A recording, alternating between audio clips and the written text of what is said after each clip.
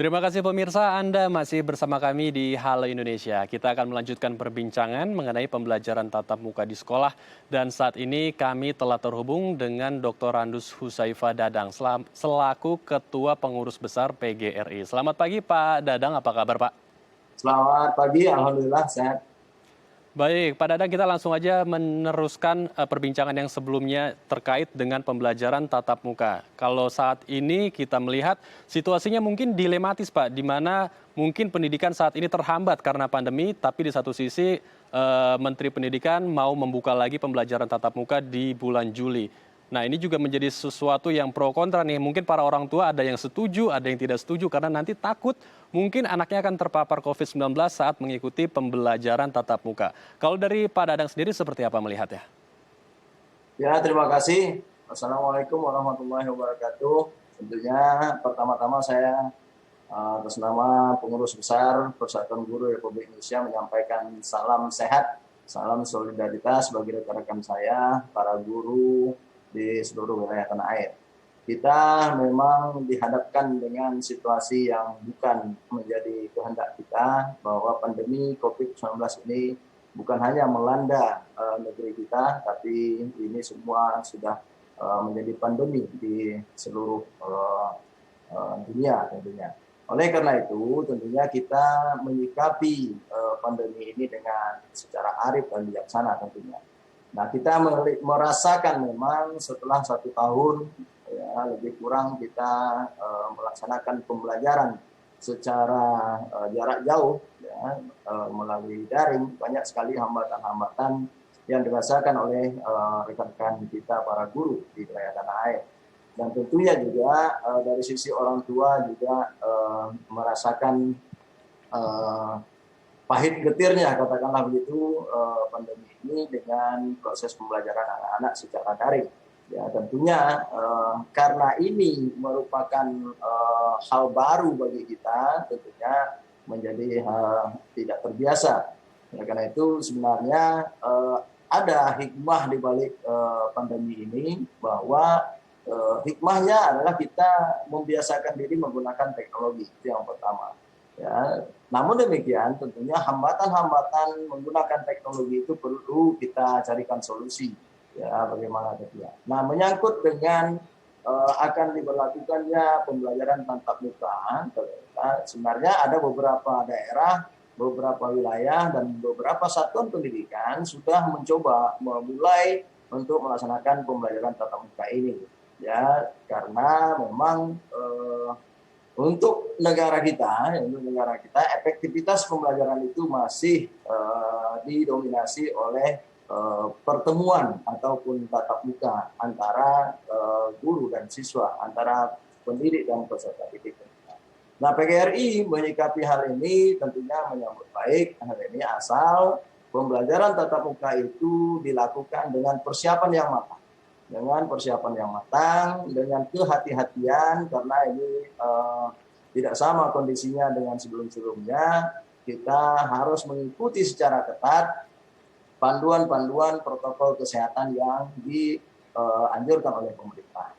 Hal ini pemerintah, kami menilai pemerintah sudah mengeluarkan aturan-aturan yang begitu jelimet untuk melaksanakan protokol kesehatan ini. Nah, oleh karena itu tentunya bagi sekolah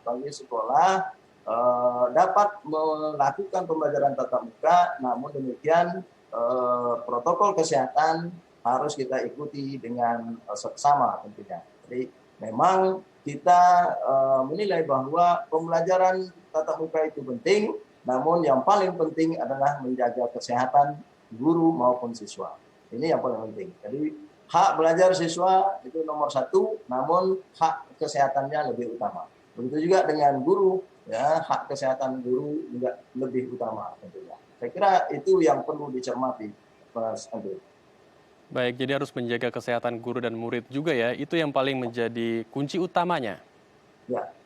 Baik, kemudian Pak, bagaimana proses pengajuan sekolah untuk menggelar pembelajaran tatap muka?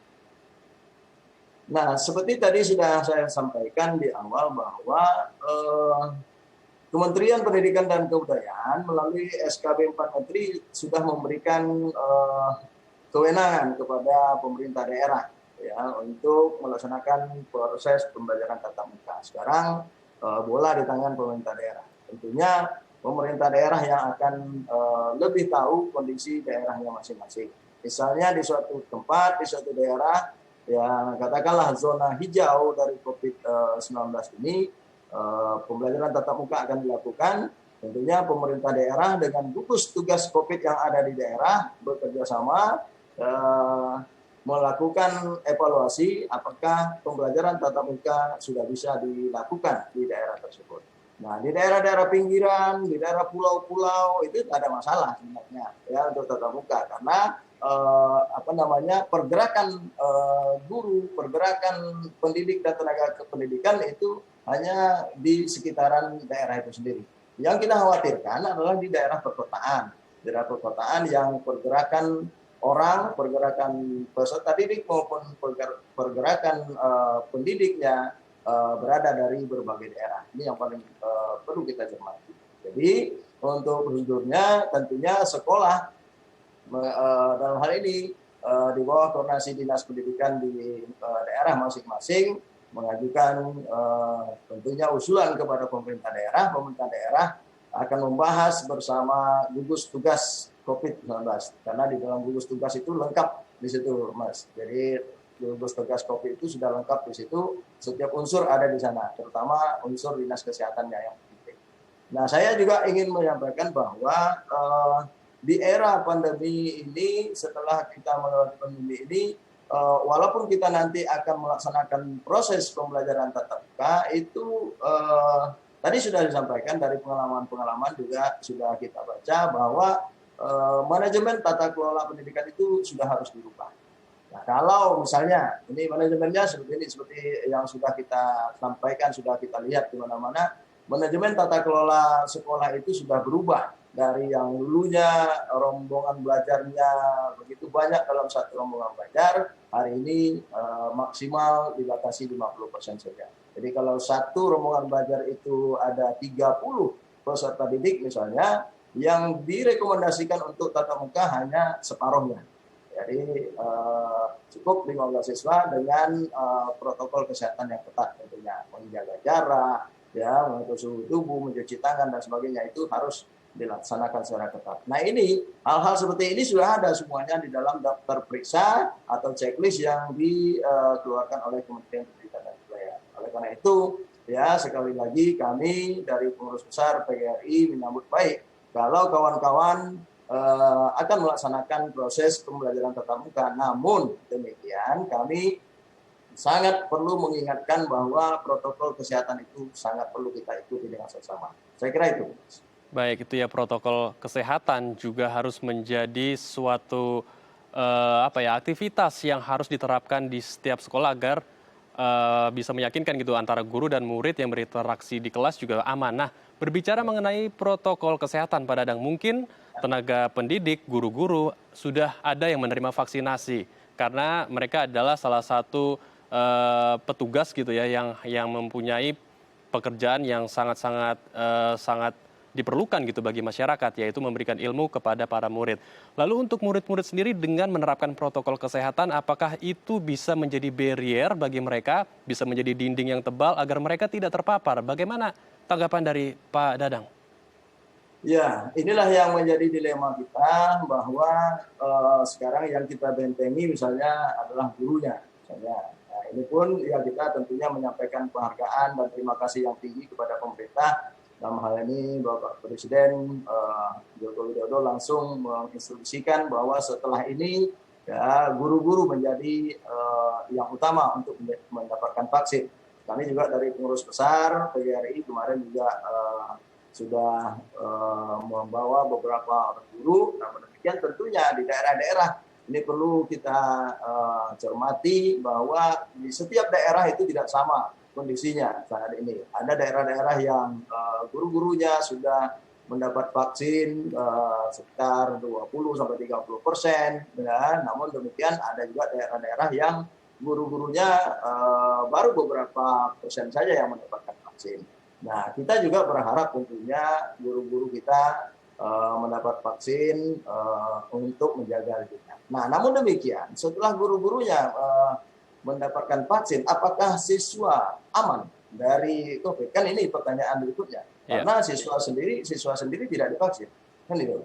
Nah, tentunya hal ini menjadi tugas dan tanggung jawab kita bersama karena memang saat ini pemerintah belum menyediakan atau belum menemukan vaksin untuk anak-anak ya di bawah 18 tahun katakanlah gitu. Nah, ini tugas kita bersama untuk memberikan edukasi tentunya kepada anak-anak ya, kepada peserta didik terutama yang tentunya tidak mendapatkan vaksin, karena dengan perilaku hidup dalam tatanan kehidupan baru dalam pandemi COVID-19 ini ya, siswa bisa menghindarkan dirinya ya, bisa memproteksi dirinya dari COVID ini dengan perilaku hidup yang bersih dan sehat, misalnya dengan protokol-protokol kesehatan yang diterapkan secara seksama dengan mereka. Jadi untuk protokol kesehatan itu mau tidak mau memang siswa harus mengerti dan paham dan harus